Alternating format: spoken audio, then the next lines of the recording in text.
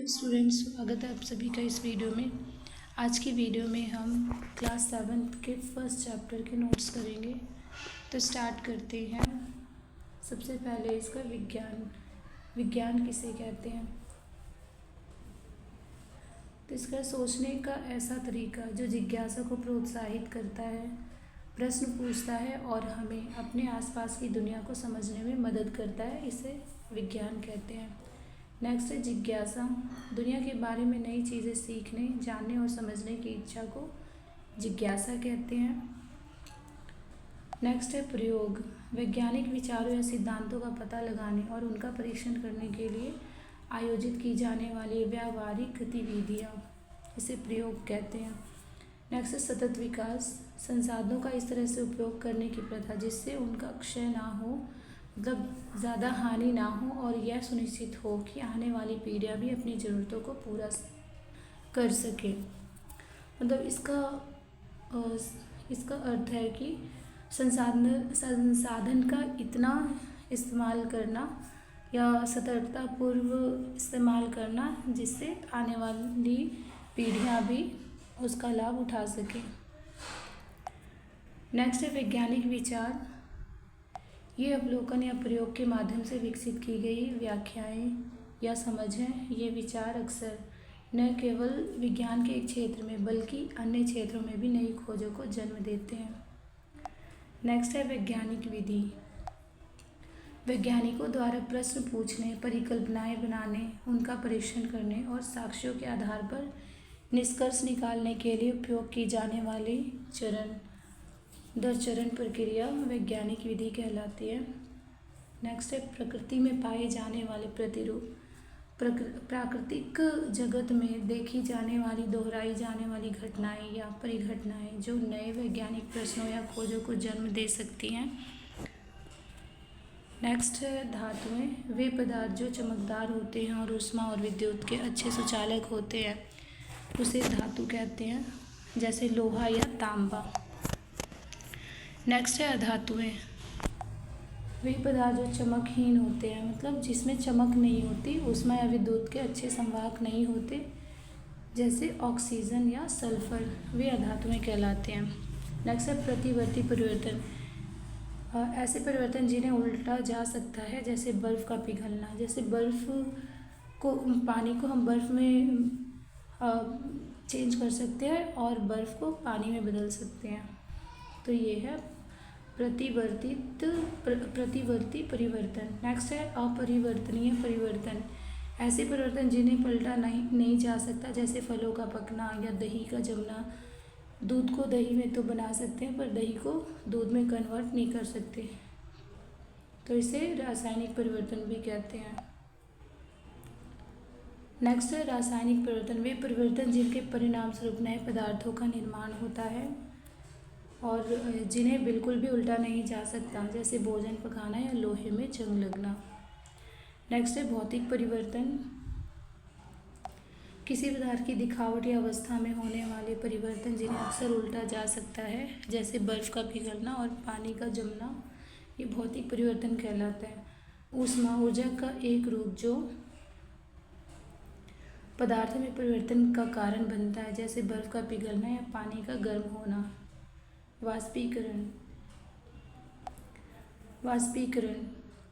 वह प्रक्रिया जिसके द्वारा सूर्य की ऊष्मा से प्रेरित होकर जल वाष्प में परिवर्तित होकर वायुमंडल में ऊपर उठता है, उसे वाष्पीकरण कहते हैं। संघनन यह वह प्रक्रिया है जिसमें जल वाष्प ठंडा होकर वापस तरल जल में परिवर्तित हो जाता है, जिससे बादल बनते हैं।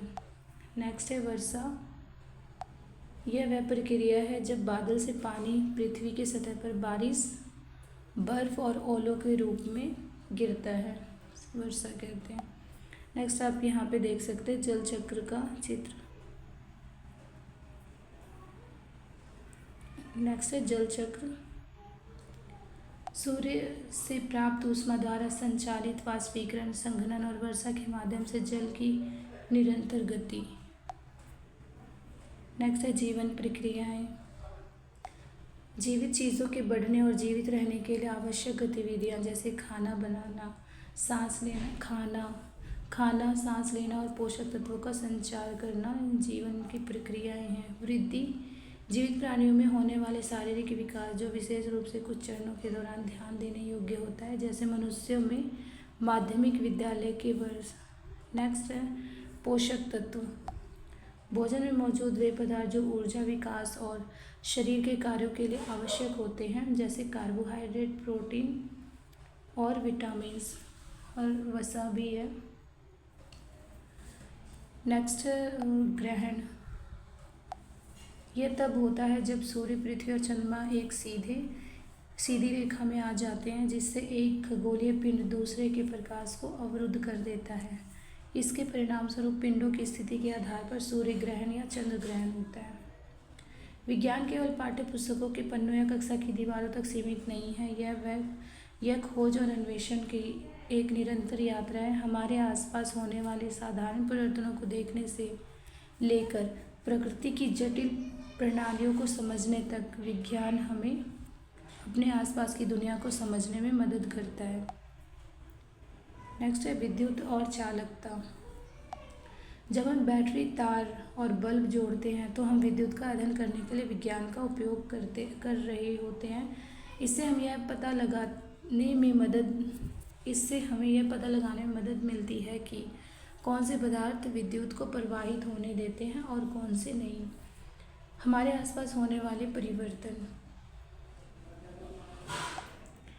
कुछ परिवर्तन ऐसे होते हैं जिन्हें पूर्ववत किया जा सकता है, जैसे बर्फ का पिघलना, और कुछ परिवर्तन ऐसे होते हैं जिन्हें पूर्ववत नहीं किया जा सकता, जैसे फलों का पकना या कागज़ का जलना। विज्ञान हमें इन परिवर्तनों और उनके घटित होने के तरीकों को समझने में मदद करता है। नेक्स्ट है ऊष्मा और जल चक्र। ग्लेशियर के पिघलने से लेकर जल चक्र के माध्यम से प्रकृति में पानी की गति तक विज्ञान बताता है कि ऊष्मा कैसे प्रवाहित होती है और यह पानी और मौसम को कैसे प्रभावित करता है। नेक्स्ट है विकास और जैविक प्रक्रियाएं। जैसे जैसे हम बढ़ते हैं हमारे शरीर में बदलाव आते हैं, हम भोजन खाते हैं, सांस लेते हैं और हमारा हृदय रक्त पंप करता है। पौधों को भी बढ़ने के लिए भोजन और हवा की आवश्यकता होती है। विज्ञान हमें यह समझने में मदद करता है कि जीवित प्राणी कैसे जीवित रहते हैं और बढ़ते हैं। नेक्स्ट है प्रकाश और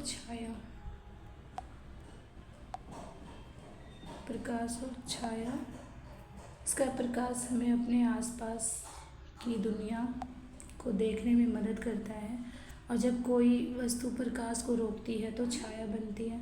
पृथ्वी और चंद्रमा जैसी विशाल वस्तुएं भी अंतरिक्ष में छाया डाल सकती हैं, जिससे ग्रहण जैसी रोचक घटनाएं देखने को मिलती हैं।